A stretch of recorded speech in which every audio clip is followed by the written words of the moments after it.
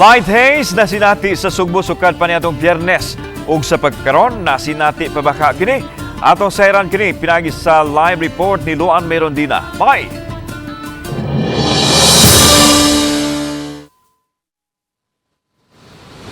Lan kun basihan ang monitoring nga gihimo sa Pag-asa Visayas, wala nay haze nga mihabol karon sa Sugbo.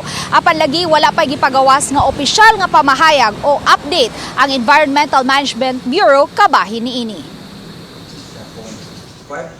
Gikonfirmar ni Engineer Al Kiblat, pangu sa Visayas Pag-asa Regional Services Division, nga niadtong Biyernes aduna sila na-monitor nga 8,000 meters o 8 kilometers nga visibility nunot sa nasinating light haze. Nasinati usab kini sa Negros Oriental, Bohol, Palawan, Leyte, Maasin ug Tacloban. Ang monitoring nga gihimo sa Pag-asa mahinungdanon ilabi na alang sa pagpalanding ug take-off sa mga eroplano. Pero doon na tayo policy sa opisina nga non-reportable kung ang visibility nga tungod sa haze mumaba dili kaabot og 5,000 meters below.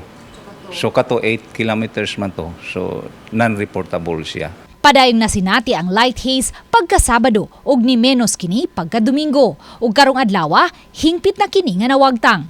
Matod sa Pag-asa, ang pag-usab sa direksyon sa hangin gikan sa southwest o habagat ngadto na sa northeast o amihan ang nakaapekto niini.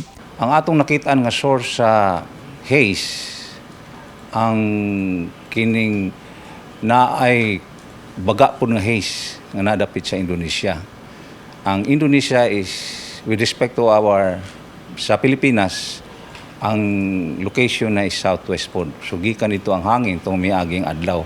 That's why niabot ang haze nga na-experience dito diri sa Pilipinas. Sa pagkakaroon, wala pa giluwatang update ang Environmental Management Bureau kon EMB7 sa DNR kinsa mo'y adunay kahimanan sa pagsukod sa kalidad sa atong hangin. Apan matod sa usa sa mga opisyal sa EMB7 nga kun basihan lang ang automatic results, good quality category na ang nasukod sa Station 1.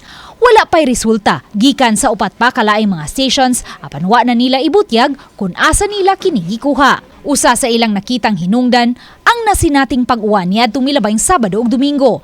Apan gikinahanglan pa nga i-analyze sa laboratory ang samples nga nahipos gikan sa manual monitoring equipment.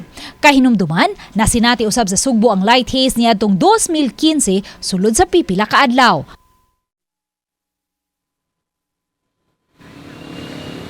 Lan padayong awhag sa taga-Environmental Management Bureau kon EMB7 ngadto sa sensitive sector nga padayon lang gihapong magsulob og face mask matag higayon nga mogawas sa inyo mga panimay. Lan? Okay, daghang salamat, Luan Merondina.